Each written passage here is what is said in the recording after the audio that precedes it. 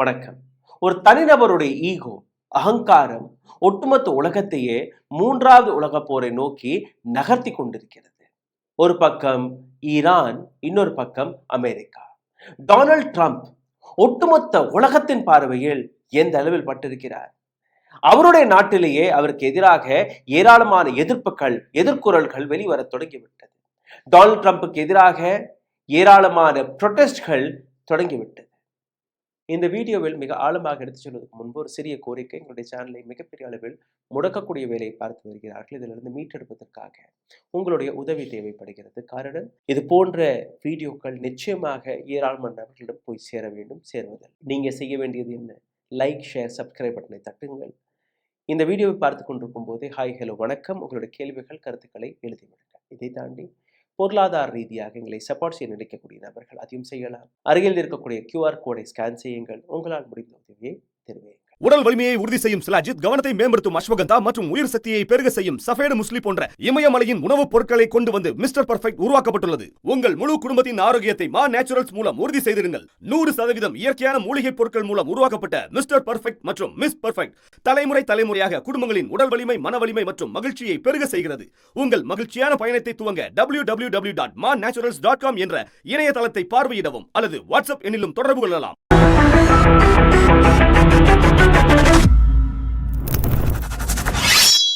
Iran எந்த அளவில் அமெரிக்காவிற்கு எதிராக தன்னுடைய ஸ்ட்ராட்டஜிஸ்களை எடுத்து வைத்து வருகிறாரோ அந்த இடத்தில் நீங்க பார்த்தீர்கள்னா, அமெரிக்கா வார்ஷிப் ஒரு துளி கூட ஈரான் பக்கம் நகர்ந்தாலே போதும், ஈரான் பிரிவென்டிவ் ஸ்ட்ரைக்கை தொடங்கிவிடும். அதாவது இதற்கு மேல் நாங்கள் பொறுத்து கொள்ள மாட்டோம். எங்களுக்கு அச்சம் ஏற்படும் போது, எங்களுடைய நாட்டிற்கு அச்சம் ஏற்படும் போது நாங்கள் எதுவுமே பார்க்க மாட்டோம். தற்காப்பிற்காக, தன்னுடைய நாட்டிற்காக நாங்க முதல் ஸ்ட்ரைக்கை எடுத்து வைத்து விடுவோம் என்கிற ஒரு விஷயத்தை ஈரான் வெளிவிட்டிருக்கிறது. ஈரானின் ஃபாரின் மினிஸ்ட்ரி பிரஸ் கான்ஃபரன்ஸை வைத்து இந்த அனைத்து விஷயத்தையுமே தெளிவுபடுத்தியிருக்கிறார்கள். செல்ஃப் டிஃபென்ஸ், எனிமி தன்னுடைய அட்வான்சிங் டெக்னாலஜியை வைத்து, அட்வான்சிங் இராணுவத்தை வைத்து எங்கள் மீது தாக்குதலை நடத்த முன் வந்தாலே இது லீகலாக தவறாக மாறும். அதனால் நாங்கள் தற்காப்பிற்காக எதை வேணும் செய்வோம், எங்களை யாருமே குற்றம் கூறக்கூடாது என்கிற விஷயத்தை அவர்கள் எடுத்து வைத்திருக்கிறார்கள். இந்த மேப்பை பாருங்கள், உங்களுக்கு புரிய வரும் எந்த அளவில் அமெரிக்கா ஈரானை சுற்றி வளைத்திருக்கிறது என்று. ஒரு பக்கம் கத்தர்ல இருந்து அமெரிக்காவுடைய இராணுவ படை, இன்னொரு பக்கம் துபாயில இருந்து, இன்னொரு பக்கம் UAE இருந்து, சைப்ரஸ்ல இருந்து, இது போன்ற ஏராளமான இடங்கள் இருந்து ஒட்டுமொத்த ஈரானை 4 புறமும் சுற்றி வளைத்திருக்கிறார்கள். இது போன்ற டெப்ளாய்மெண்ட் இதற்கு முன்பு எங்கேயுமே நடந்ததல்ல. எந்த நாட்டுக்கு எதிராகவும் இது போன்ற டெப்ளாய்மெண்ட் நடந்ததே இல்லை. கத்தர் ஏர்பேஸில் US ஏர்ஃபோர்ஸ் தன்னுடைய மிக பெரிய போயிங் RC-135W, இது ஒரு ஸ்பை ஏர்கிராஃப்ட், உளவு பார்க்கக்கூடிய ஏர்கிராஃப்ட். இந்த ஏர்கிராஃப்டை இறக்கிவிட்டார்கள். இந்த ஏர்கிராஃப்ட் ரோபோட்டிக் சர்வேலன்ஸ் எக்யூப்மெண்ட்டுடன் ஸ்பை செய்வதற்காகவே தயாரிக்கப்பட்டது ஏர்கிராஃப்ட். அதாவது ஒரு இடத்தில் தாக்குதலை நடத்துவதற்கு சற்று முன் இந்த ஏர்கிராஃப்டை இறக்குவார்கள். இதை வைத்தும் நீங்க பார்த்தீர்கள்னா, ஈரான் மீது அமெரிக்கா எப்ப வேணாலும் தாக்குதலை நடத்தலாம் என்கிற ஒரு செய்தி வெளிவருகிறது. அதாவது அமெரிக்கா அனைத்துக்குமே தயாராகிவிட்டது. இதற்கு மேல் டொனால்ட் ட்ரம்புடைய அரசாங்கத்தால் பேக்ஃபுட்டில் யூட்டர்ன் அடிக்க முடியாது என்கிற விஷயம் தெளிவு செய்யப்படுகிறது. இதை தாண்டி நீங்க பார்த்தீர்கள்னா, அமெரிக்காவின் மிகப்பெரிய போர் விமானம் C-130 ஹெர்குலிஸ், இதையும் கத்தரில் இறக்கியிருக்கிறார்கள். இந்த விமானம் டிரான்ஸ்போர்ட்டிற்காக பயன்படுத்தும் அமெரிக்காவின் ஏர்ஃபோர்ஸிடம் இந்த விமானம் இருக்கு. இதை தாண்டி நீங்க பார்த்தீர்கள்னா, அமெரிக்காவின் இன்னொரு மிக முக்கியமான விமானமான KC-135 Stratotanker air to air ஃபியூலை நிரப்புவதற்காக இந்த விமானத்தை பயன்படுத்துவார்கள். இதையும் கத்தரின் ஏர்பேஸில் இறக்கியிருக்கிறார்கள். B2 பாம்பருக்கெல்லாம் air to air fuel சப்ளையை இந்த விமானம் செய்ய முடியும். இதுவும் கல்ஃப் நாடுகளில் இறக்கியிருக்கிறார்கள். இதை தாண்டி போயிங் 737 BBJ, இது ஒரு பிசினஸ் கிளாஸ் ஜெட் விமானம். ஆனால் இதையும் ஒரு ஸ்பெஷல் மிஷன் அதற்காக இறக்கி இருக்கிறார்கள். இதுவும் ஓமானுக்கு அருகே இறக்கப்பட்டிருக்கு. அதாவது இந்த விமானங்களை நீங்க பொறுத்தவரையில் நீங்க பார்த்தீர்கள்னா உலகத்தின் மிக பெரிய போர்க்கப்பலான USS அப்ரஹாம் லிங்கன், இந்த கப்பலில் நியூக்ளியர் வெப்பன் இருக்கு, 70க்கும் மேற்பட்ட போர் விமானங்கள் இருக்கு, ஹெலிகாப்டர்ஸ்கள் இருக்கு, ஏராளமான மிசைல்ஸ்கள் இந்த போர்க்கப்பலில் இருக்கிறது. இந்த போர்க்கப்பலை ஓமானுக்கு அருகே அரேபியன் சீவில் பெர்ஷியன் கல்ஃபில் இதை இறக்கியிருக்கிறார்கள். இந்த போர்க்கப்பல் வந்ததிலிருந்து ஈரானும் தன்னுடைய ப்ரிப்பரேஷனை எடுத்து காட்டியிருக்கிறது. அதாவது அமெரிக்காவிற்கு ஒரு மிகப்பெரிய சர்ப்ரைஸை கொடுத்திருக்கிறார்கள். அமெரிக்காவிற்கு மட்டுமல்ல, ஒட்டுமொத்த வெஸ்டர்ன் ரீஜனுக்கு இது ஒரு சர்ப்ரைஸாக தான் பார்க்கப்படுகிறது. ஈரான் 300க்கும் மேற்பட்ட போர் கப்பல்களை, மிசைல் கப்பல்களை இறக்கியுள்ளது. அதாவது ஒரு துளி நீங்க அங்கிருந்து நகர்ந்தீர்கள்னா 300க்கும் மேற்பட்ட கப்பல்களில் பொறுக்கப்பட்ட இந்த மிசைல்ஸ்கள் உங்களை தாக்கும். இந்த போர்க்கப்பலை பற்றி மிக இன்ட்ரெஸ்டிங்கான விஷயங்களை நான் உங்களுக்கு முன்பு எடுத்து வைக்க போகிறேன். அதாவது அமெரிக்கா எந்த அளவில், ஒட்டுமொத்த வெஸ்டர்ன் ரீஜன் எந்த அளவில் பயந்து போயிருக்கிறார்கள் இந்த சிறிய போர் கப்பல்களை பார்த்து, அதை பற்றி நான் உங்களுக்கு எடுத்து காட்டுவதற்கு முன்பு நேற்று அதிகாலையில் இன்னொரு மிக முக்கியமான விஷயம் நடந்தது. பர்ச்சிம், அதாவது தெஹரானுக்கு அருகே இருக்கக்கூடிய இந்த பர்ச்சிம் நியூக்ளியர் சைட். இந்த இடத்தில் ஒரு சில விஷயங்கள், இந்த இடத்தில் தான் டாக்டிக்கல் நியூக்ளியர் வெப்பன்ஸ் வைத்திருப்பதாகவும் கீழே அண்டர் கிரவுண்டில் நியூக்ளியர் ஃபெசிலிட்டி நடத்துவதாகவும் ஏராளமான தகவல் கசிந்து வருகிறது. இந்த இடத்தில் நேற்று அதிகாலை 9 மணி அளவில் 2 மிகப்பெரிய எக்ஸ்ப்ளோஷன்ஸ் நடந்தது.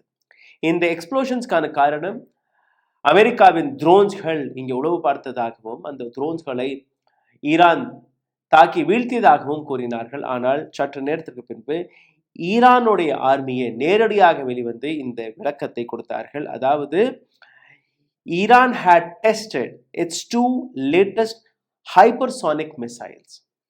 எங்களுடைய அண்டர் கிரவுண்ட் ஃபெசிலிட்டியில் 2 ஹைப்பர்சானிக் மிசைல்ஸ்களை நாங்கள் டெஸ்ட் செய்தோம், அதற்கான சத்தம் தான் இது. இந்த விஷயம் வெளிவந்த உடனேயே ஒட்டுமொத்த அமெரிக்கா தன்னுடைய ஸ்ட்ராட்டஜியை அடுத்த லெவல் எடுத்து செல்ல பார்க்கிறது. ட்ரம்ப் உடனடியாக இந்த அட்டாக்கிற்கு தயாராகி விட்டாரா என்கிற ஒரு கேள்வி அல்ல, இது ஒரு மிரட்டல் மற்றும் தானா அல்ல, ஒட்டுமொத்த மிடில் ஈஸ்டையே ட்ரம்ப் ஒரு மிகப்பெரிய ஆபத்தில் சிக்க வைக்க பார்க்கிறாரா என்கிற அந்த விஷயம். நீங்க பார்த்தீர்கள்னா இந்த மேப்பை பாருங்கள். ஒரு பக்கம் ஈரானுக்கு அருகே ஆப்கானிஸ்தானை தாண்டி பாகிஸ்தான் and இந்தியா வரும்.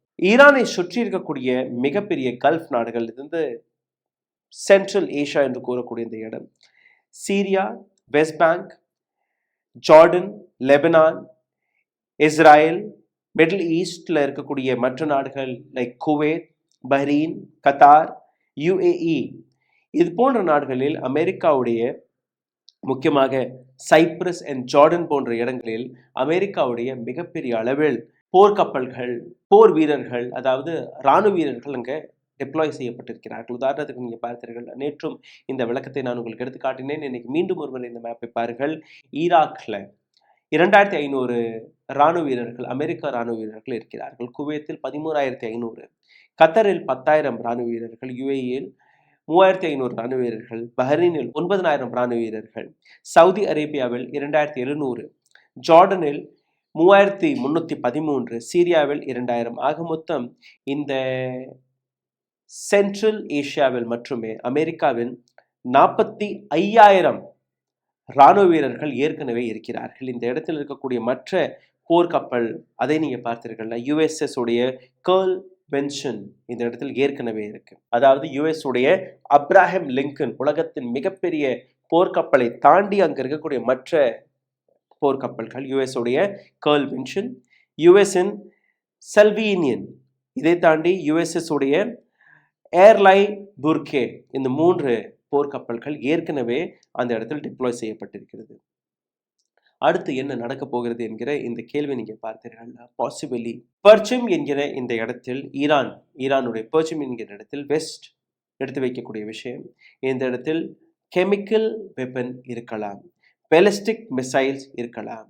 இந்த இடத்தில் தான் ஏராளமான எக்ஸ்ப்ளோசிவ்ஸ்களை இவர்கள் தயாரித்து வருகிறார்கள். மிக முக்கியமாக நீங்க பார்த்தீர்கள்னா இந்த இடத்தில் தான் சுப்ரீம் லீடர், ஒளிவதற்கான இடமும் இருப்பதாக அவர்கள் கூறுகிறார்கள்.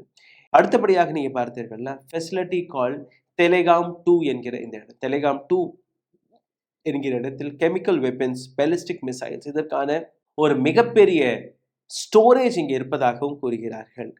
அலி கம்னேய் இவருடைய சீக்ரெட் இடம் எங்க இருக்கிறது என்று யாருக்கும் தெரியவில்லை. ஆனால் இந்த இடத்தை இதை வைத்துதான் அவர்கள் டார்கெட் செய்ய போறார்கள். போர்ஷனில் வெளிவந்த செய்தியை நீங்க படித்தீர்கள்னா இன்னொரு செய்தி வெளிவந்திருக்கிறது. அதாவது இந்த எக்ஸ்ப்ளோசிவ் எல்லாம் நீங்க விட்டுவிடுங்கள், அமெரிக்கா ஒரு துளி அங்கிருந்து வெளிவந்தால் கூட இதை நாங்க எங்கள் மீது வரக்கூடிய ஆபத்தாக எதிர்பார்ப்போம். இதை நாங்க எங்கேயுமே விட மாட்டோம். நாங்க எங்களுடைய மிசைல்ஸ்களை வைத்து அமெரிக்காவை தாக்குவோம். இன்னொரு இடத்துல நீங்க பார்த்தீர்கள்ல இந்த பர்ச்சிம் என்கிற இடத்தில் ஆர்பிட் ட்ரோன்ஸ்கள், ஏராளமான ட்ரோன்ஸ்கள் இருப்பதாகவும் கூறுகிறார்கள். ஆர்பிட் என்றால் ஒரே இடத்துல சுத்திட்டே இருக்கும். இது வந்து சர்வேலன்ஸிற்காக பயன்படுத்தக்கூடிய ட்ரோன். இந்த ட்ரோன் சிஸ்டமும் ஈரானிடம் மிகப்பெரிய அளவில் இருப்பதாக கூறுகிறார்கள். ஸ்பை பிளேன் TC-135W இது கத்தார்ல இறங்கியதாக நான் கூறினேன். இதற்கான அர்த்தம் என்ன? அமெரிக்கா போருக்கு தயாராகிவிட்டது. பென்டகன்ல இருந்து இந்த செய்தி வெளிவந்திருக்கிறது. அதாவது நாங்க இதற்கு மேல் பேக்ஃபுட்டில் போக முடியாது. இதே போன்றுதான் ஜூன் 2025 அமெரிக்கா தன்னுடைய B-2 பாம்பிங்கை தொடங்குவதற்கு முன்பு இதே போர் விமானத்தை, இதே ஸ்பை விமானத்தை ஈரானிற்கு அனுப்பி அங்கு சர்வலான் செய்ததற்கு பின்புதான் இந்த விஷயம். இன்னும் சாதாரணமாக நீங்க பார்த்தீர்கள், இந்த NCCயில் இருந்தவர்கள் ஸ்கவுட் அண்ட் கைட் என்கிற ப்ரோக்ராம்ல இருந்திருப்பார்கள். அதாவது ஒரு இடத்துல போய் நீங்க ரேக்கி செய்வீர்கள், அதுக்கப்புறம் அந்த இடத்துல நீங்க போய் ரியாக்ஷன் எடுப்பீர்கள். அதே போன்றுதான் இந்த விஷயமும். ஸ்கவுட் என்கிற வேலையை இந்த போர் விமானங்கள் பார்க்கிறது. இது வந்து மாடர்ன் வார்ஃபேர், எலக்ட்ரானிக் வார்ஃபேருக்கான ஒரு புதிய ஆயுதம். அந்த இடத்தில் தாக்குதலை நடத்தலாம் என்கிற அந்த கன்ஃபர்மேஷன் வந்த உடனே பின்னாடி இந்த போர் விமானங்கள் போய் அந்த இடத்தை தாக்கும். ட்ரோன்ஸ், ரோபோட்ஸ் இது எல்லாமே இந்த போரில் உபயோகப்படுத்த போறார்கள். பர்ச்சிம் ஃபெசிலிட்டியில் நடந்த இந்த 2 பிளாஸ்ட், அந்த பிளாஸ்டுக்கு பின்னாடி ஈரான் கொடுத்த தகவல், இது எல்லாத்தையுமே நீங்க பார்த்தீர்கள். அதற்கு மேல 300க்கும் மேற்பட்ட போட்ஸ்களை வைத்து ஒட்டுமொத்த அமெரிக்காவிற்கு ஒரு மிகப்பெரிய சர்ப்ரைஸை கொடுத்துள்ளது ஈரான். ரொபாட்டிக் போட்ஸ், இந்த ரொபாட்டிக் போட்ஸ்களை நீங்க பார்த்தீர்கள்னா கிரேட்டர் டன், லெசர் டன் மற்றும் அபு மூசா என்கிற இந்த 3 துவீபங்களிலிருந்து இந்த போட்களில் இருக்கக்கூடிய இன்னொரு மிக முக்கியமான விஷயம், இந்த போட்ஸ்களை ஆப்ரேட் செய்வதற்காக இந்த மனிதனுமே தேவையில்லை. இது வந்து ஒரு ரிமோட் கண்ட்ரோலால் ஆப்ரேட் செய்யப்படக்கூடிய ஒரு போட். எங்கிருந்து வேணாலும் இந்த போட்களை ஆப்ரேட் செய்யலாம். இது போன்ற 300 போட்களை பற்றி நீங்க பார்த்தீர்கள்ல, ஜாப்பனீஸில் ஒரு வார்த்தை இருக்கு, கமி கேசி, அதாவது சுசைடல் போட்ஸ் என்றும் கூறுவார்கள். இந்த போட்ஸில் எந்த விதமான ஆள் சேதமும் கிடையாது. இந்த போட்ஸ்கள் போய் எந்த விதமான நஷ்டத்தும் ஏற்பட்டால் கூட யாருமே கேள்வி கேட்க முடியாது. 10 நாட்களுக்கு முன்பு இதே போட்டை பற்றி இல்லை இதே போன்ற ஒரு செய்தியை டிஃபென்ஸ் மேகசீனில் நாங்கள் படித்திருந்தோம்.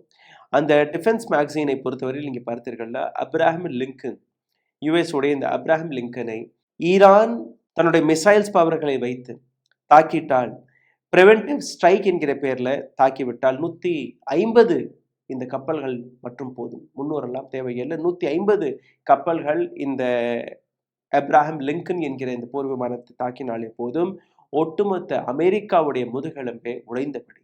ஏன்னா இந்த ஒட்டுமொத்த ரீசனில், அதாவது ஈரானை சுற்றி இருக்கக்கூடிய மற்ற நாடுகள் யாருமே அமெரிக்கா பக்கம் நாங்கள் போக மாட்டோம், அப்படி போர் வெடித்தால் நாங்கள் ஈரான் பக்கம் தான் நிற்போம் என்கிற ஒரு விஷயத்தை கூறியிருக்கிறார்கள். எக்ஸப்ட் UAE அண்ட் ஒரு சில மற்ற நாடுகள், மற்ற எல்லா நாடுகளுமே அமெரிக்காவிற்கு எதிராக மாறிவிடுவார்கள் என்கிற ஒரு அச்சமும் அமெரிக்காவிற்கு இருக்கிறது. ஃபாரின் மினிஸ்டர் இதே பிரஸ் கான்ஃபரன்ஸில் எடுத்து வைத்த விஷயம், we possess will capably to demand Iran.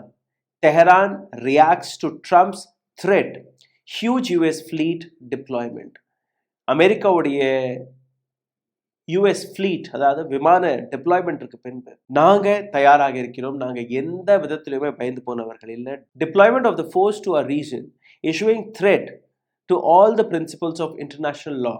International law, உலக சட்டத்திற்கு எதிராக அமெரிக்கா நடந்து கொண்டிருக்கிறது, நாங்கள் இதை பார்த்து கொள்ள மாட்டோம் நாங்கள் தற்காப்பிற்காக ப்ரிவென்டிவ் ஸ்ட்ரைக்கை எடுத்து வைப்போம். இதற்கு முன்னாடி நீங்கள் பார்த்தீர்கள்னா ஈரானுக்கு எதிராக அமெரிக்கா எடுத்து வைத்த ஒரு மித் என்று நீங்கள் கூறலாம். ஈரான் கடைசி நிமிடம் வரை பொறுத்திருந்து தான் பார்ப்பார்கள், அமெரிக்கா மீது தாக்குதலை நடத்த மாட்டார்கள்.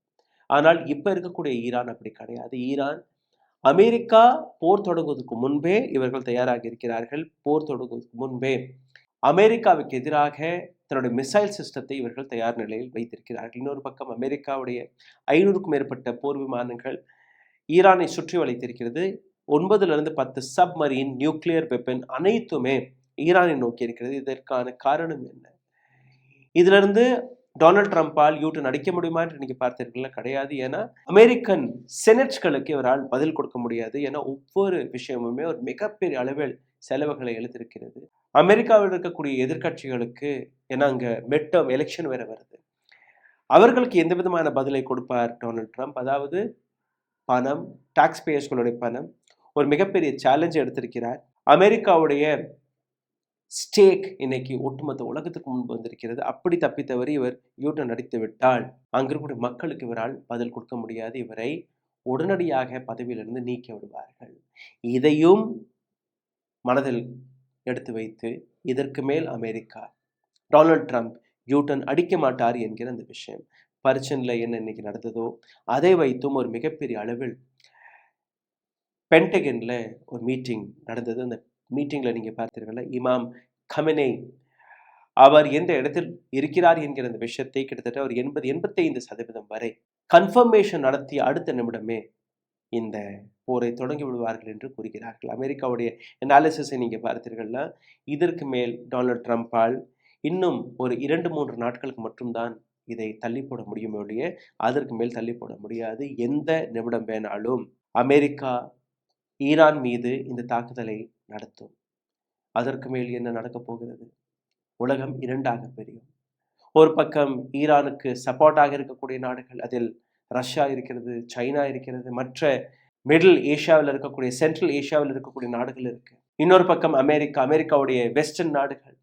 ஆனால் அந்த நாடுகளும் நீங்க பார்த்தீர்கள், டொனால்ட் ட்ரம்ப்புடைய இந்த அத்துமீறல்களுக்கு அவர்கள் உடந்தையாக போவார்கள் என்கிற ஒரு சந்தேகம், ஒரு கேள்வியும் அங்கே எழுப்புகிறது. ஏன்னா டொனால்ட் ட்ரம்ப் இன்னைக்கு உலக சட்டங்களை மதிக்கக்கூடிய நபராக கிடையாது. நாட்டோ ட்ரீட்டியை மீறி கூட தன்னுடைய சப்போர்ட்டிங் நாடுகளுக்கு எதிராக கூட போர்களை தொடங்கக்கூடிய வேலையை பார்த்து வருகிறார். கிரீன்லாண்டாக இருக்கட்டும், அல்ல மற்ற இடங்களில் டாரிஃப்ஸ்களை போட்டு ஒட்டுமொத்த உலகத்தின் பார்வையில் டொனால்ட் ட்ரம்ப் இருக்கிறார். ஒரு வில்லனாக இருக்கிறார். இவருடைய எந்த விதத்திலுமே ஒரு ஹியூமானிட்டேரியன் முறையில் உலகத்தில் அமைதி இருக்க வேண்டும் என்கிற முறையில் டொனால்ட் ட்ரம்ப் நடந்து கொள்ளவில்லை.